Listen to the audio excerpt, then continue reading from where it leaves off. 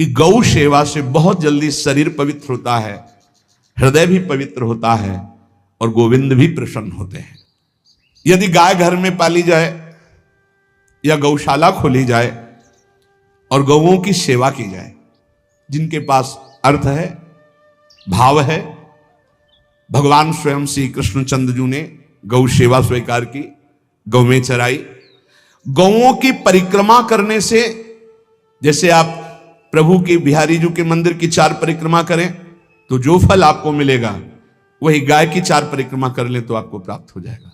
गौ की प्रदक्षिणा से, गावः प्रदक्षिणी कार्यावंदनीया ही नित्यशः, जो रोज गाय को प्रणाम करता है और गाय की प्रदक्षिणा करता है तो भगवत प्रदक्षिणा का उसे फल प्राप्त होता है। यदि घर में गाय बंधी है और भूखी है और प्यासी है तो तुम्हारे सारे पुण्य नष्ट हो जाएंगे।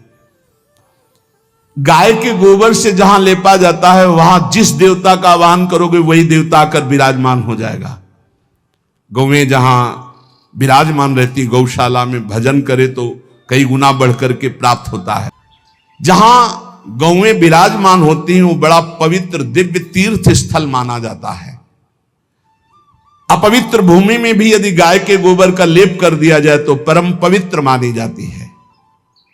गाय बहुत पवित्र, जहां वो बैठती है, जहां वो मूत्र त्याग करती, गोबर त्याग करती, वो स्थान तीर्थ तुल्य पवित्र माना जाता है।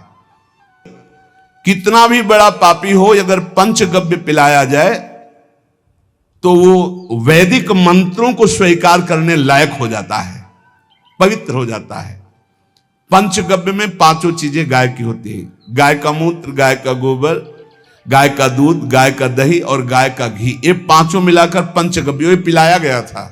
पहली बार जब वैदिक मंत्र दिया गया था तो पंचगव्य बनवाया था गुरुदेव भगवान ने सन्यास, और वो पिलाया था। ये पंचगव्य पिलाने से अपवित्रता का नाश होकर पवित्रता का संचार होता है। इसलिए धन्य है उनका जीवन जो गौ सेवा परायण है भगवत भाव से। गाय में साक्षात भगवान का भाव रखकर गौ सेवा करते हैं। गाय बंदी हो घर में, वो प्यासी है और भूखी है, तुम्हारे सुकृत नष्ट हो जाएंगे। तृषिता गौर गृहे बद्धा, क्योंकि तुम्हारे पास है, सेवा करना चाहिए। यो वै गाम प्रतिसिद्धेन तो चरंतिम च स्वतरणम नरहा तस्य पूर्वे च पितरः कंपन्ते पतनोन्मुखा। यदि गाय हरी हरी घास चर रही कहीं और तुमने डंडा ऊपर प्रहार किया और लाठी मारी तो तुम्हारे पितर खोपड़ी के बल नरक जाने के लिए तैयार हो गए। ये लिखा है कि जो प्रतिदिन अग्रग्रासे परोभावा कर्तव्यो भक्ति तोन्वहम अकृत्वा स्वयं आहारम कुर्वम नापनोति दुर्गतिम। जे ही तुम्हारे गृहस्थ में, घरों में पहले होता था, अब तो भगवान जाने, जे ही पहली रोटी तवा में गई तो वो निकाल करके पक्की रखी जाती थी गौग्रास के लिए, पहला रसोई में। तो इसमें लिखा प्रतिदिन स्वभोजनम, पहले स्वयं भोजन न करके गाय के लिए ग्रास निकालना चाहिए। जहां गौ को माता की पदवी दी गई, जहां गौ को हम आराध्य देव के रूप में मानते हैं, आराधना करते हैं, गौ रक्षा, गौ सेवा, ये बहुत बड़ा इसमें छुपा हुआ है। स्वयं भगवान अवतरित होकर गौ रक्षा, जब गाय के रूप में पृथ्वी रमाती तो भगवान का अवतार हुआ है। बड़ा विचित्र समय आता चला जा रहा है कि अब आधुनिक यंत्रों की ऐसी सेवाएं हो गई बड़ी बड़ी कि अब ना बैल की जरूरत है, और ऐसे दूध की महंगाई बन गई कि अब देसी गाय 2 लीटर 3 लीटर 4 लीटर, और ऐसी ऐसी कि 20-20 25-25 लीटर दे तो कौन देसी गाय को। तो गौओं का सेवा का भावना शास्त्र आज्ञा करता है। जो प्रतिदिन गौग्रास निकालता है, अर्पित करता है, तो उसको अग्निहोत्र करने का फल मिलता है, उसके पितरों को तृप्ति मिलती है और समस्त देवताओं के पूजन का फल मिल जाता है जो गौग्रास निकाल। जिनके पास अर्थव्यवस्था, जो गृहस्थ धर्म में है या जिनके पास अर्थ है, कुछ रोज 1 रुपया निकालो। हम कह रहे रोज निकालो तो महीने में 30 रुपया होते। 30 रुपया में एक गाय को हरी घास तो एक टाइम पवा ही सकते हो ना। बहुत नहीं है तो 1-1 रुपया निकाल के अगर एक गाय को चारा दोगे तो एक बार का भोजन तो हो ही सकता है। 30 रुपया में हरी घास जाकर के उसके दवा एक बार तो पवा दोगे ना। अग्रग्रासे परोभावा कर्तव्य भक्ति तोन हम, भक्ति पूर्वक गाय को 1 ग्रास भोजन में 1 रोटी तो निकालना चाहिए गाय के लिए, ऐसा शास्त्र आज्ञा कहता है। जो ऐसा करता है तो अकृत्वा स्वयमाहारम कुर्वन् नाप्नोति दुर्गतिम, अपने आहार से 1 रोटी निकालकर गाय को देता है और स्वयं 3 रोटी भले पाले 1 रोटी गाय को दे दी तो बोले उसकी दुर्गति नहीं होगी, अर्थात उसके अंदर भाव बढ़ता चला जाएगा, वो भगवान की भक्ति में होगी।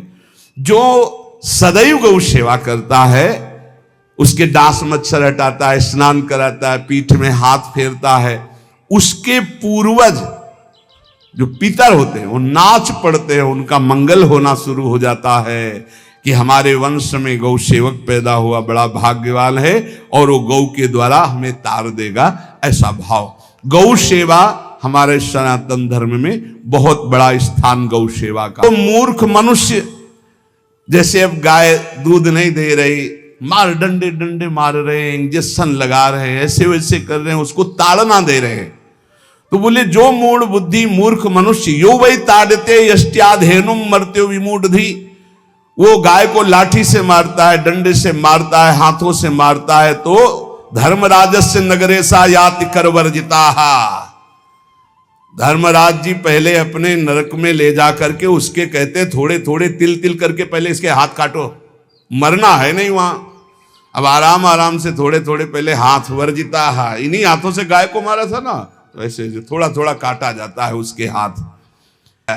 गौ सेवा का धन सिर्फ गौ सेवा में ही लगना चाहिए। आप गौ सेवक है, दूध पान कीजिए, रोटी खा लीजिए, लेकिन गौ सेवा का अर्थ आप अपने वासनाओं की पूर्ति में, अपने मनोरंजन में या अपने मन के संकल्प भावना में नहीं पूरी कर सकते। गौ सेवा के लिए ही पूरी कीजिए। गौ के वास का निर्माण, गौ के भोजन की व्यवस्था, वो दूध दे ना दे, वो कैसी भी अवस्था में हो, उसकी सेवा प्रायणता, उसके लिए सेवक रखना, सेवकों को भी सुख प्रदान करना, लेकिन स्वयं कभी गौ के सेवा के लिए आए हुए धन का स्वयं के लिए भोग न करना और निरंतर भजन रखना, उसे परम पद की प्राप्ति हो जाएगी।